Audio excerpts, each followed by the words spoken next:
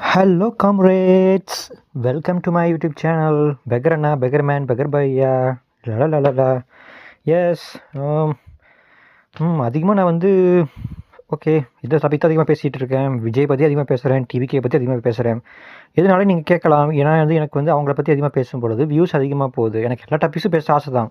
But ஏன் விஜய் பற்றியுமே TVK தமிழக வெற்றி கழகத்தை பற்றி அதிகமாக பேசுகிறேன்னா எனக்கு வியூஸ் அதிகமாக போகிறதுனால தான். ஏன்னா வியூஸ் அதிகமாக போகும்போது எனக்கு அது ஒரு மோட்டிவேஷனாக இருக்கும், அது ஒரு பூஸ்டப்பாக இருக்குது. எனக்கு இன்னொரு புது வீடியோ செய்கிறதுக்கு, புது வீடியோ மேக் பண்ணுறதுக்கு எனக்கு அது வந்து இன்ட்ரெஸ்ட்டையும் உற்சாகத்தையும் உயிரோட்டத்தையும் அளிக்குது. அதனால தான் வந்து நான் வந்து விஜய் பற்றியும் டிவிகே பற்றியும் அது பேசிகிட்டு இருக்கேன். இதே சமயத்தில் நான் வந்து மற்ற டாபிக் அடிக்கடி இடையில விஜய் பற்றி பேசும்போதே மற்ற விஷயம் இடையில பேச ட்ரை பண்ணுறேன். இன்னொரு ஹாட் டாபிக் பற்றி நீங்கள் சொல்லணும்னு நினைக்கிறேன். லியோனல் மெஸ்ஸி இருக்கார் இல்லையா, Argentinian football player, FC Barcelona football player Lionel Messi currently playing for the Inter Miami club in USA and for national teamல அர்ஜென்டினா விளையாண்டுருக்காரு. அவங்க ஆல்ரெடி வந்து போன தடவை 2022 world cup football world cup ஜெயிச்சாங்க. அது எங்களை மாதிரி மெஸ்ஸி ஃபேன்ஸுக்குலாம் ரொம்பவுமே சந்தோஷமாக இருந்துச்சு. ஏன்னா Messi fans we love Messi lot, we love so much. எங்களுக்கு மெஸ்ஸினா அவ்வளோ பிடிக்கும்.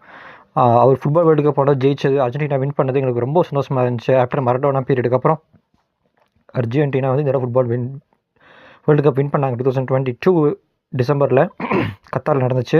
அந்த போட்டி நான் இறுதி போட்டி பார்த்தேன், ஃபோனில் தான் பார்த்தேன். அந்த டைம் டிவி அவைலபிளாக இல்லபோது ஃபோனில் பார்த்தேன். ரொம்ப சூப்பராக இருந்துச்சு, நெகிழ்வாக இருந்துச்சு. இப்போ மெஸ்ஸி ஏன் பேசுகிறேன்னா, மெஸ்ஸி இப்போ இந்தியாவில் டூர் போயிட்டுருக்காரு. Messi is tripping India.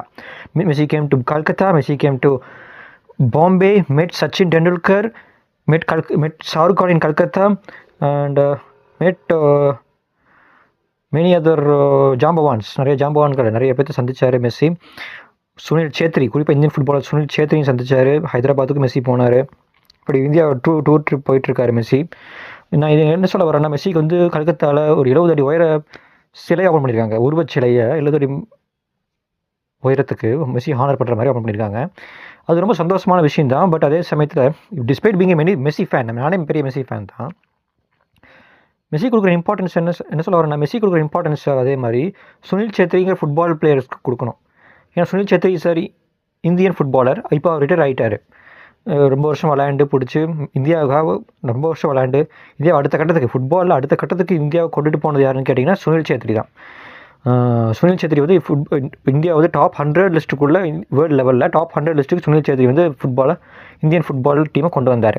அப்படிப்பட்ட சுனில் சேத்ரிக்கு ஒரு பெருசாக எந்த ஒரு ஹானரும் கொடுக்கல, எந்த ஒரு பெரிய ஒரு பாராட்டுதல் விழாவும் செய்யலை. அது நிச்சயமாக செய்யணும்னு நான் நினைக்கிறேன். மெஸ்ஸி வந்தப்போ கூட அவர் ஒரு